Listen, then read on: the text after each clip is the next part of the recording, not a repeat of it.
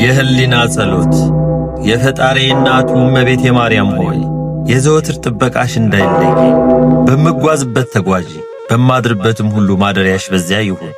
በመናገርበት ጊዜ ተናገሪ፣ በመሰማራበትም ተሰማሪ። ጉዳይን አስተካክለሽ አሳምሪ። በክፉ የሚመለከተኝን የጠላቴን የልቡን ሐሳብ ዝርዝር አድርገሽ ብትንትና አድርገሽ ከህሊናው ሰውሪ። አንደበቱን እሰሪ፣ የኔን ያገልጋይሽን የልቤን ሐዘን በደስታ ለውጠሽ ፍስሐን አብስሪ፣ ጥበቃዬንም አጠናክሪ። አሜን።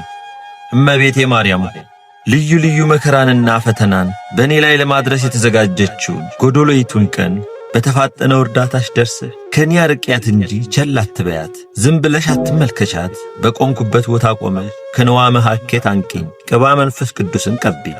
በመለኮት ጨውነት ነገሬን አጣፍጠሽ በሁሉ ዘንድ መወደድን አትርፊልኝ። ድንግል ሆይ የልጅሽን በረከት በእኔ ላይ አዝንሚ። የሚጻረረኝን የሚቃወመኝን ሰው አፉን ለጉሚ፣ አንደበቱን ዲዳ አድርጊ።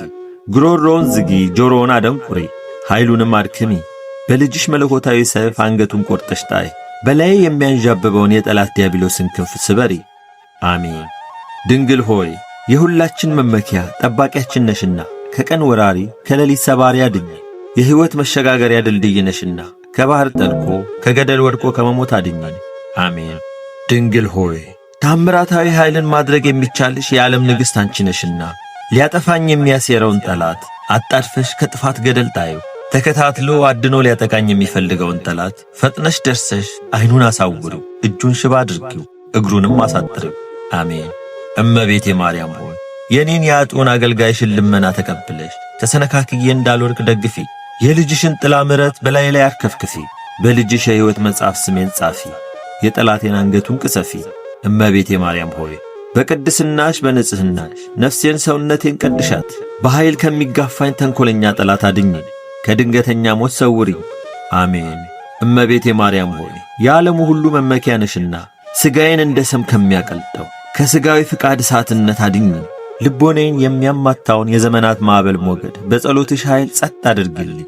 በደም ከሰከረች ከዓመፀኛ ሰው ምላስ ሰውሪ። አሜን። ድንግል ሆይ ከሚመጣብኝ ከሚሰነዘርብኝ ክፉ ነገር ሁሉ በሚካኤልና በገብርኤል ክንፍ ከልለሽ ሰውሪ። ከማንኛውም ሰብአዊ ፍጡር ሁሉ ፍቅርን፣ አንድነትን ስጪኝ። ከመሞቴ በፊት በንስሐ ጎዳና ምሪ። ከሄድኩበት ከዋልኩበት በሰላም በሰናይ ወደ ቤቴ መልሰሽ አግቢ። በዚህ ዓለም የሚጣላኝ የሚቃወመኝን ከምድር ላይ ነቅለሽ ጣይልኝ። ልጅሽ ኃጢአቴን ይቅር እንዲለኝ ለምኝልኝ። አሜን። እመቤቴ ድንግል ማርያም ሆይ ክብርሽን ገናንነትሽን ከቶ መናገር የሚቻለው ማን ነው? እርሱ እግዚአብሔር መርጦሻልና። ድንግል ማርያም ሆይ መላእክት ያገኑሻል፣ ኪሩቤልና ሱራፌልም ያመሰግኑሻል። ሰማይና ምድርን ለፈጠረ ለመለኮት ማደሪያ ሆነሻልና ምስጋና ይገባሻል። እመቤቴ ድንግል ማርያም ሆይ ከፍጥረታት ሁሉ እጅግ የከበርሽ ነሽ። በሰማይም በምድርም ከእግዚአብሔር በታች እንዳንቺ የከበረ የለምና እናከብርሻለን፣ እናገንሻለን። የመለኮት ማደሪያ ድንግል ማርያም ሆይ በመዓልትና በሌሊት አንቺን የማላስብበት ጊዜ የለም፣ በዓይነ ሕሊናዬም የማላይሽ ጊዜ የለም። ማኅደረ መለኮት ሆይ የተመሰገነውን የክብርሽን ነገር መናገር የሚቻለው ምን አንደበት ነው? የጽርሐ አርያም ብርሃን ሆይ ስለ ቅድስናሽ መስማት የሚቻለው ምን ጆሮ ነው? እመቤቴ ማርያም ሆይ የዓለም ሁሉ ሕዝብ ለክብርሽና ለገናንነትሽ እንደምን ባለው ምስጋና ለማመስገን ይችላል። ነገር ግን ምስጋናሽ ገናንነትሽ በሰው አንደበት ተነግሮ አያልቅም።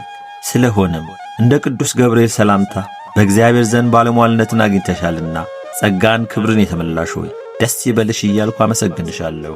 እመቤቴ ድንግል ማርያም ሆይ ወላዲተ አምላክ ሆይ ክብርሽ ገናንነትሽ ታላቅ እንደመሆኑ በሰውና በመላእክቶች ዘንድ የተወደሽ በሥላሴም ዘንድ ባለሟልነትን የተጎናጸፍሽ ነሽና በተንኰልና በክፋት በምቀኝነት በሚያሴሩብኝ ጠላቶቼ ላይ ቁጣና መዓት ይውረድባቸው።